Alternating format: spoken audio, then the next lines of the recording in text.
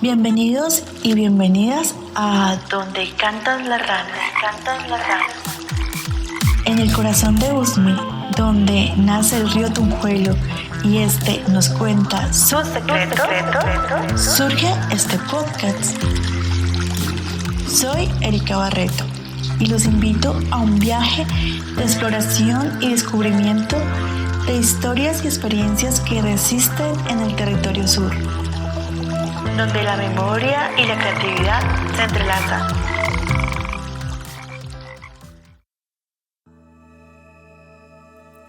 Bienvenidos y bienvenidas a Donde cantan las ranas. Con este tercer capítulo llegamos al final de los podcasts dedicados a la COP16. Hoy vamos a hablar del agua, de este recurso que es vital para la vida, pero también es un recurso que cada vez es más escaso y vulnerable. La crisis climática está cambiando los patrones de precipitación, aumentando la evapotranspiración y contaminando las fuentes de agua dulce. Pero la crisis del agua no es solo un problema ambiental, también es un problema de justicia social y de gobernanza. La falta de acceso al agua potable y segura es una realidad para millones de personas en todo el mundo. Y la degradación de los ecosistemas acuáticos está poniendo en peligro la biodiversidad y la resiliencia de las comunidades. En este capítulo exploraremos las dimensiones complejas de la crisis del agua y la importancia de la gobernanza y la participación comunitaria en la conservación del agua. Hablaremos con líderes y expertos activistas que han trabajado por proteger este importante recurso. Donde cantan las ranas. Mi nombre es Ángela Rojas, soy de la Red Nacional de Páramos y otros procesos de construcción de sujetos sociales en el país.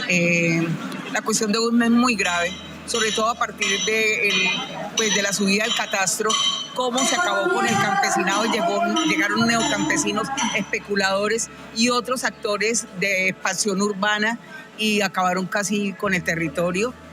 No entendieron la importancia que había de las zonas blandas, de las tierras blandas, y lo que hicieron fueron rellenos para luego construir.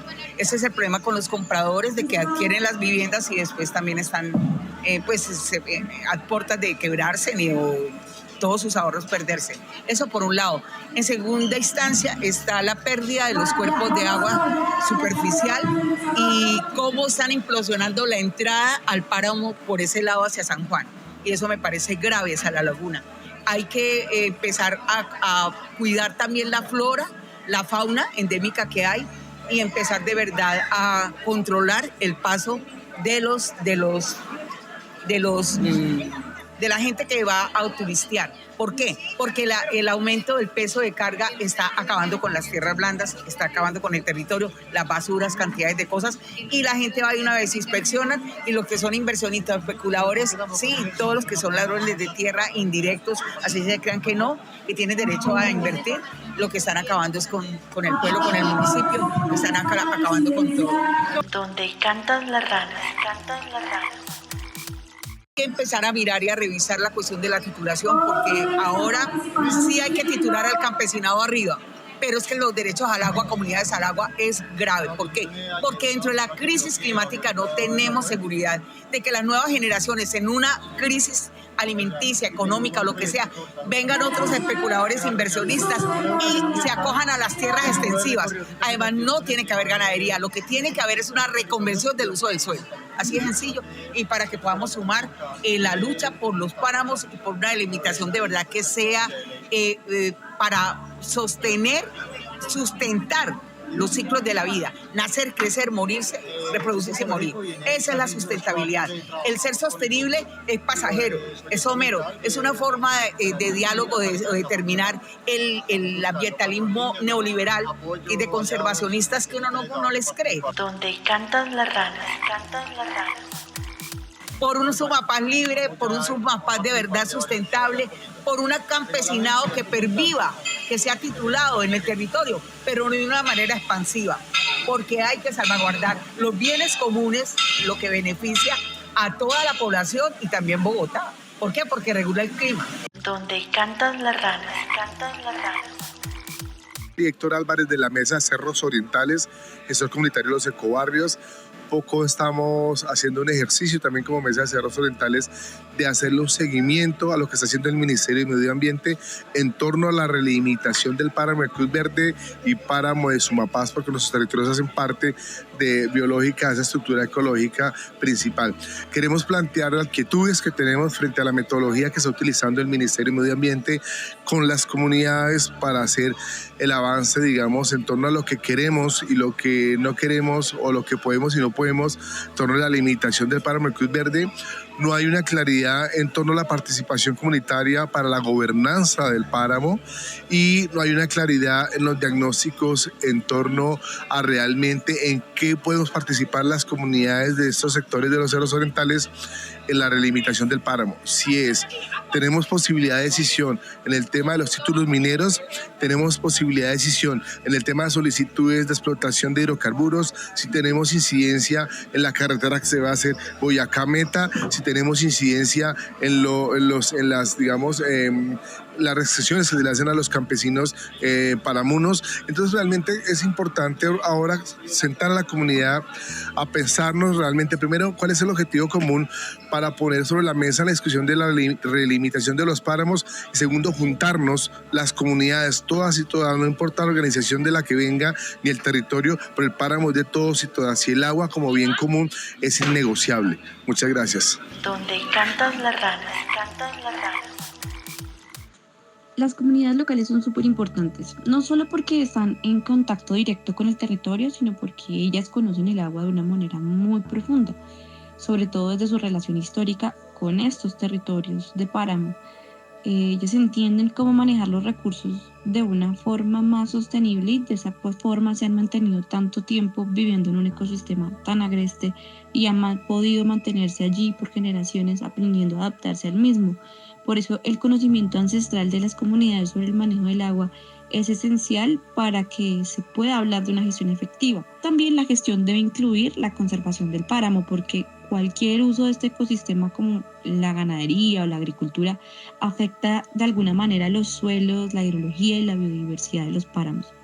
Por eso es muy importante que las políticas públicas reconozcan estos saberes locales y se basen en un enfoque integral que no solo contemple el uso del agua, sino también en cómo proteger y restaurar el páramo, evitando prácticas destructivas como las quemas, que en algunos casos pueden tardar hasta más de 10 años en recuperarse.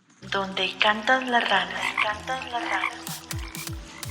Yo considero que uno de los mayores retos es que el páramo está siendo presionado por actividades como la minería, la ganadería intensiva, y estas afectan gravemente el flujo natural del agua, porque alteran los suelos, afectan la biodiversidad, ejercen presión sobre el agua que demandan las ciudades al ecosistema, y las políticas públicas no siempre son lo suficientemente fuertes o efectivas para proteger estos ecosistemas. El cambio climático agrava todo esto, pues altera los patrones de precipitación y aumenta la frecuencia de las sequías, lo que pone en riesgo tanto el abastecimiento del agua como a toda la fauna y la flora del páramo. Esto es aún más crítico en los páramos porque la capacidad de regular el agua se ve comprometida con las temperaturas más altas y los cambios, digamos, en la vegetación. Por ejemplo, pueden haber arbustos invasores que colonicen áreas que antes eran dominadas por frailejones, lo que cambia la estructura natural del ecosistema. Por esta razón es importante el monitoreo y la investigación constante en estos ecosistemas para poder entender cómo van cambiando y cómo nos adaptamos a ellos.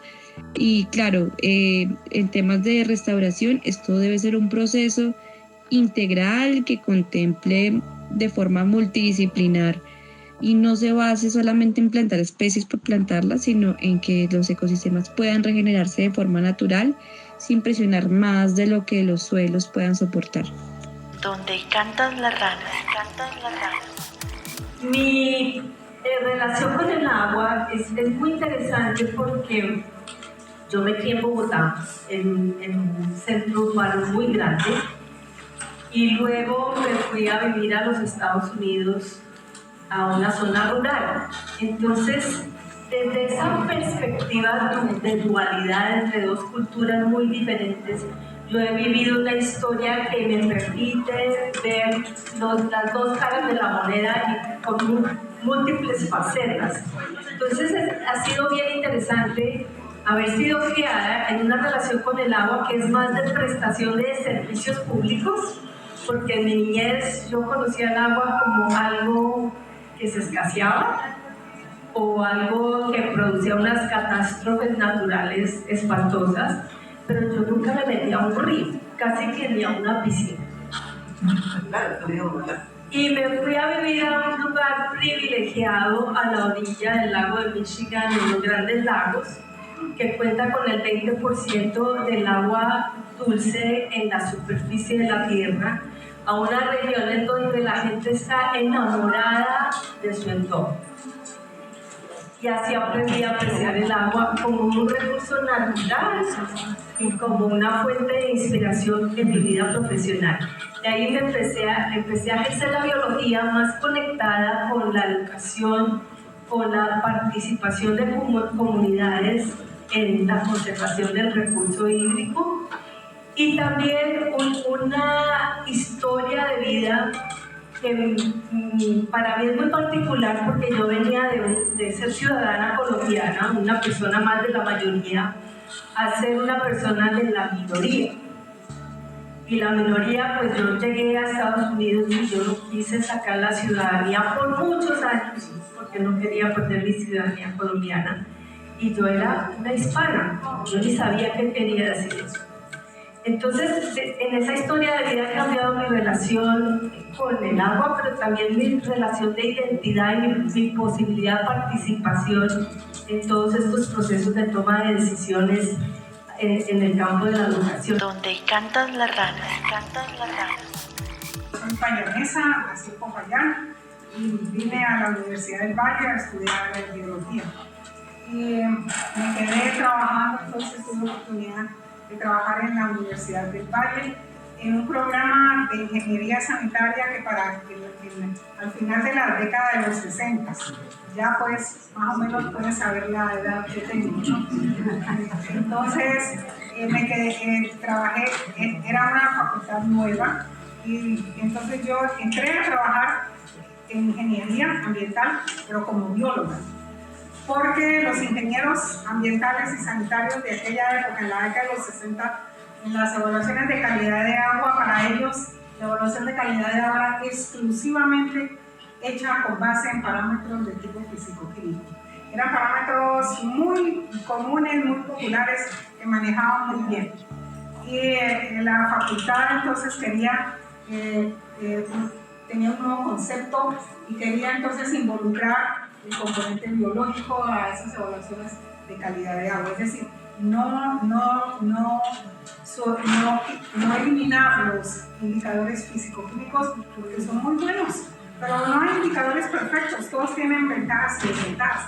Dejarlo, pero incluir la parte biológica, porque la evaluación de calidad de agua debe ser integral, o sea, no solamente debe ser la parte físico-química, sino que se tenga en cuenta la parte biológica. Entonces yo entré, ese fue entonces mi primera relación, muy joven, con un gran reto, era muy joven, estaba recién egresada, pero también con muchas oportunidades, ¿no? Yo tenía la oportunidad de trabajar en un equipo multidisciplinario, ¿cierto? Tenía la oportunidad de trabajar con los ingenieros, con químicos, y entonces tuve una época en una relación muy fructífera, porque eso nos permitió ese trabajo multidisciplinario, entonces formar los ingenieros sanitarios con esa mentalidad de que tenían que tener en cuenta que era muy importante la parte biológica en la evaluación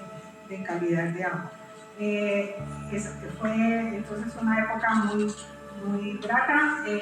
Logramos entonces desarrollar una serie de indicadores para la calidad del agua. Trabajé, o sea, mi trabajo se centró entonces en la parte de la biodiversidad, porque para hacer biodificación de calidad de agua hay que conocer la fauna que tenemos en la región. Los indicadores no son de aplicación universal.